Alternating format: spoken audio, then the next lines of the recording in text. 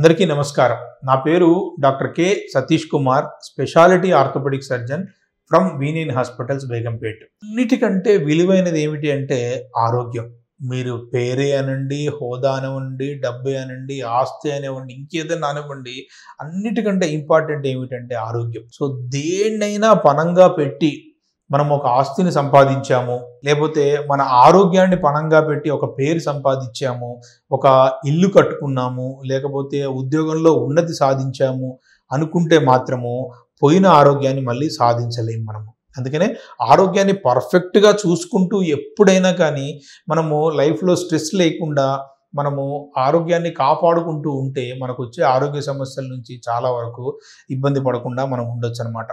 ఎందుకంటే ఈ కాలంలో సమయానికి ఫుడ్ తీసుకోకపోవడం వల్ల స్ట్రెస్ బాగా పెరిగిపోయి, వర్క్ స్టేషన్ మేనేజ్మెంట్ సరిగ్గా లేకపోవడం వల్ల మోకాళ్ళ నొప్పులు, కీళ్ళ నొప్పులు, ఊబకాయం, ఎర్లీ హార్ట్ అటాక్స్, ఎర్లీ ఆస్టియో ఆర్థరైటిస్లు అనేవి చాలా ఎక్కువగా మనము చూస్తూ ఉన్నాం. అందుకనే మొట్టమొదటిది ఏమిటంటే ఆహారం. సమతుల్యమైన ఆహారం తీసుకోవాలి. దాంట్లో ప్రతిరోజు ఒక సీజనల్ ఫ్రూట్ డెఫినెట్గా ఉండాలి. ఏ సీజన్లో ఏ ఫ్రూట్ దొరికితే ఆ ఫ్రూట్ మనం తీసుకునే ఆహారంలో తీసుకుంటే ఆ సీజన్లో వచ్చే ఇబ్బందుల నుంచి, చూడండి దీపావళి ఆ టైంలో చలికాలం ఎక్కువగా ఉంటుంది, ఆ కాలంలో జలుబులు ఎక్కువగా ఉంటాయి, మనకి ఆ సీజన్లోనే ఉసిరి దొరుకుతూ ఉంటుంది.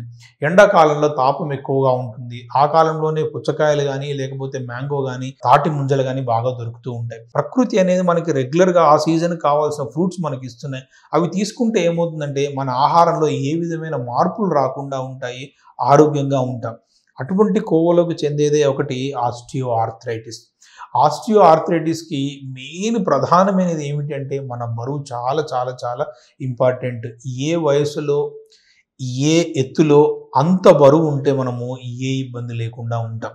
సమతుల్యమైన ఆహారం తీసుకోవడం వల్ల ఎంత కార్బోహైడ్రేట్ ఉండాలి, ఎన్ని మైక్రోన్యూట్రియంట్స్ ఉండాలి, ఎంత ప్రోటీన్ ఉండాలి, ఎంత ఫ్యాట్ ఉండాలి, మనకి ఏ జబ్బులు ఉన్నాయి, షుగర్ ఎక్కువగా ఉంది, కార్బోహైడ్రేట్స్ తక్కువగా తీసుకోవాలి, కొలెస్ట్రాల్ ఎక్కువగా ఉంది, ఫ్యాట్ తక్కువగా తీసుకోవాలి, తర్వాత మనకి కాల్షియం లోపం ఉంది అని చెప్పారు, పాలు బాగా తాగాలి, నువ్వులు బాగా తీసుకోవాలి, బెల్లం తీసుకోవాలి, ఆల్మండ్స్ తీసుకోవాలి. ఇవన్నీ తీసుకుంటే రాగి పిండి తీసుకుంటే ఏమవుతుందంటే డెఫినెట్గా మనకి కాల్షియం అనేది దొరికిపోతూ ఉంటుంది. ఐరన్ తక్కువగా ఉంది, బెల్లం తీసుకోవాలి, దానిమ్మ తీసుకోవాలి, తర్వాత గోంగూర తీసుకోవాలి. ఇట్లా ఆరోగ్యాన్ని కాపాడుకోవడానికి ఎప్పటికప్పుడు మనం కృషి చేస్తూనే ఉండాలి.